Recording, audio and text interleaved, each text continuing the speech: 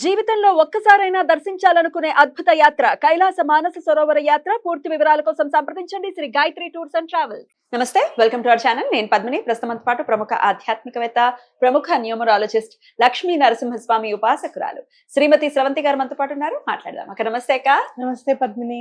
అక్క, శ్రావణ బహుళపక్ష చవితి వచ్చేస్తోంది. ఈ శ్రావణ బహుళపక్ష చవితిని హేరంబ సంకష్టహర చతుర్థిగా మనం జరుపుకుంటూ ఉంటాము. మరి ఆ రోజుకున్నటువంటి వైశిష్ట్యం ఏంటి? మంగళవారంతో కూడి వస్తోంది కాబట్టి సంకటహర చతుర్థి, ప్రతి సంకటహర చతుర్థి మనం చెప్తూనే ఉన్నాం. మరి శ్రావణ మాసంలో వచ్చేదానికి ఏమిటి స్పెషాలిటీ, ఎట్లా యూటిలైజ్ చేసుకోవచ్చు ఆ రోజు మీ ద్వారా? అక్క తప్పకుండా చెప్తాను పద్మిని. శ్రావణ మాసము అనగానే ఈ సంకటహర చతుర్థి అంటే ఎవరైతే అసలు వ్రతం మొదలు పెట్టాలనుకుంటున్నారో, సంవత్సరం పాటు చెయ్యాలి కదా, ఎవరైతే మొదలు పెట్టాలనుకుంటున్నారో అది ఈ నెల మొదలు పెట్టుకోవాలన్నమాట, శ్రావణ మాసం. అయితే మనకి హేరంబ సంకటహర చతుర్థి అని అంటారు ఈ నామాన్ని. అయితే స్వామివారిని హేరంబ గణపతిగా పూజించడం ఏంటి అని అంటే, స్వామివారికి పంచముఖాలు ఉంటాయి. ఓకే, ఆయన నుంచి అంటే మీరు పంచభూతాలకి ప్రతీకగా స్వామివారు అని చెప్పి అనుకోవచ్చు. అలాగే కాశీ క్షేత్రంలో స్వామికి అంటే క్షేత్రపాలకుడు మనకి కాళభైరవుడు అనుకుంటే గనక, తర్వాత ప్రత్యేకంగా పూజించేది మళ్ళీ వినాయకుడికి అన్నమాట. హేరంబ గణపతికి పూజిస్తారు. అయితే హేరంబ గణపతిలో ఉన్న వైశిష్ట్యం ఏంటి అని అంటే, ఆయన సింహం మీద ఉంటారన్నమాట. అంటే మామూలుగా ఆయనకి వాహనం ఏంటి, ఎలుక వాహనం కదా, కానీ ఇక్కడ మాత్రం సింహం వాహనంగా ఉంటుంది. అంటే ఏంటంటే ఎలాంటి భయాలైనా సరే తొలగిపోతాయి.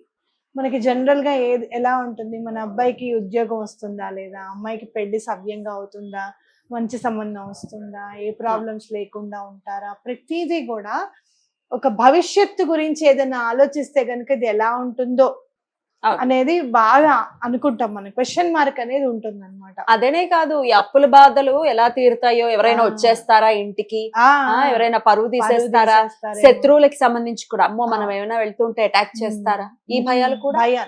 భయము అనేది మనిషికి అంటే మామూలు విషయం అన్నమాట.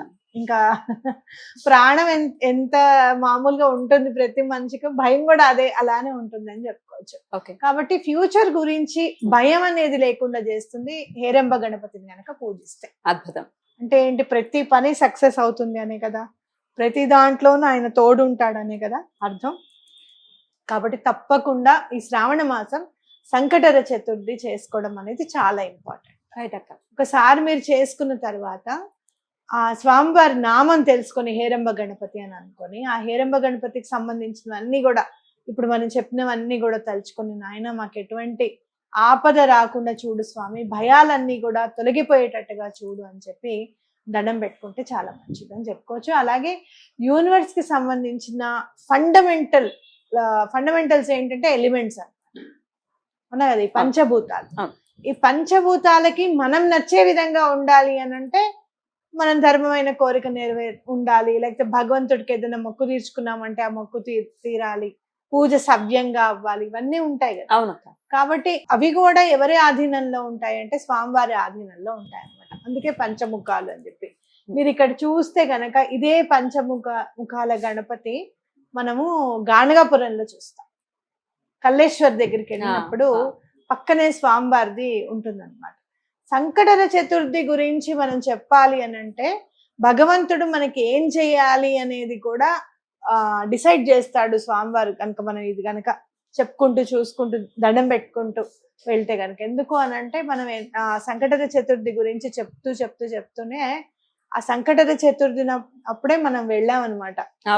100 మందిని తీసుకొని గాణగాపురం. సంకటహర చతుర్థి నాడే దర్శనం అయింది. అసలు మనము డేట్ ఫిక్స్ చేసుకునేటప్పుడు చూసుకోలేదు, ఇదేంటని చూసుకోలేదు, ఏం చూసుకోలేదు, జస్ట్ డేట్ చూసుకున్నాం అంతే. ఈ డేట్కి వెళ్దాము అనుకున్నాం. అంటే ఏంటంటే మన వెనకే ఉండి నడిపిస్తాడు అనేది ఖచ్చితంగా మనం అనుకోవాలి. అలాగే సాయంత్రం అంటే ఏ టైంలో అయితే మనం పూజ చేస్తామో కరెక్ట్ అదే టైంకి మేము గుడి దగ్గర ఉన్నాం. నాకు చాలా సంతోషం అనిపించింది. కాబట్టి వినాయకుడిని పూజిస్తే ఏంటి అంటే బుద్ధి బలం వస్తుంది అని తెలుసుకోవాలి మనం.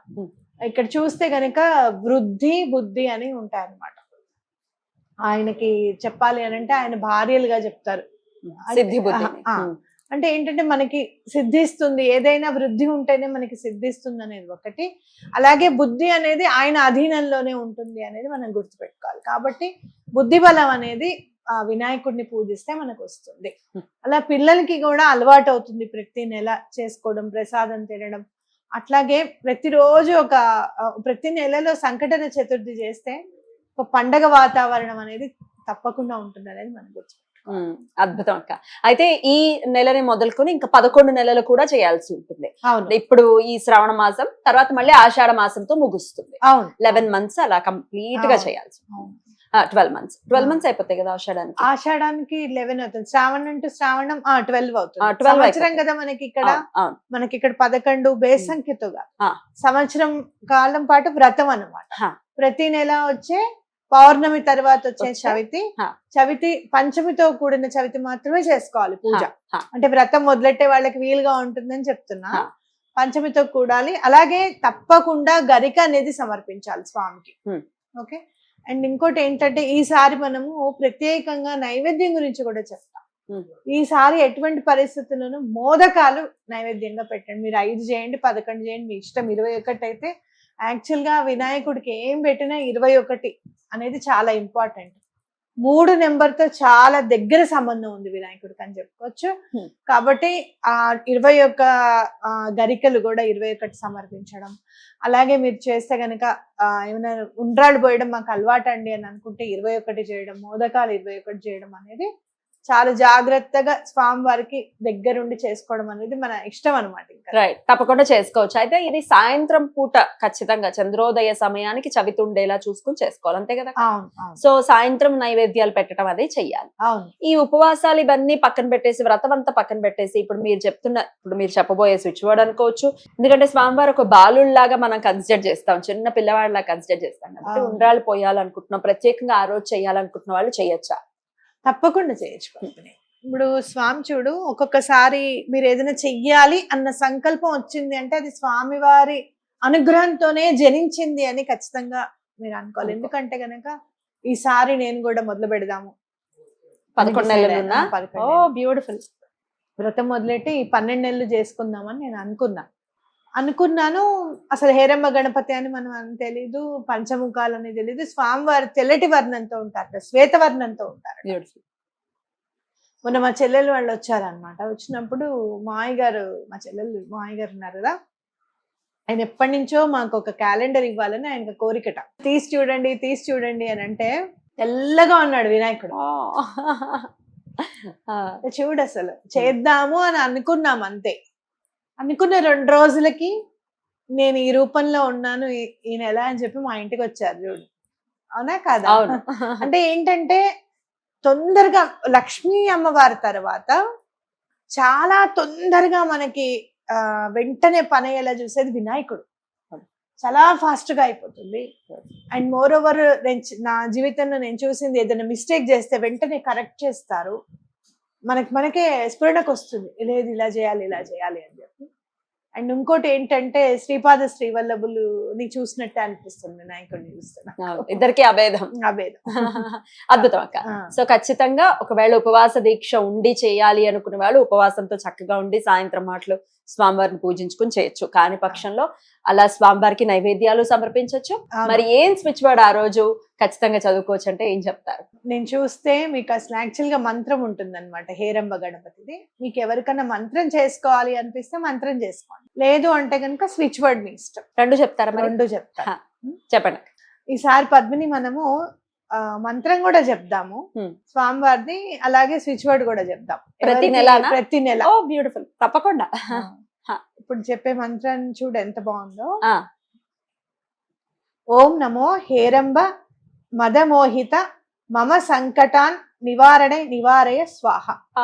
ఆ నామంతోటే ఉంది, ఇంకొకసారి చెప్పండి అక్క. ఓం నమో హేరంబ మదమోహిత మమ సంకటాన్ నివారయ స్వాహ. బ్యూటిఫుల్. మీరు చెప్పినట్టుగానే ఫ్యూచర్ లో వచ్చే సంకటాలు పోవడానికి, భయం అనే సంకటం పోవడానికి ఈ హేరంబుడు ఉపయోగపడతాడని అనుకోవచ్చు. ఇది ఎన్నిసార్లు చేయమంటారు? 108 సార్లు.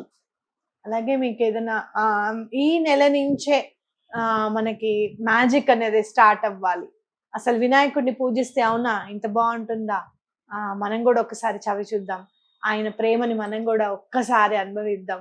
అది చెప్తే గానీ అర్థం కాదు, మనం కూడా ఆ మాట అనాలి.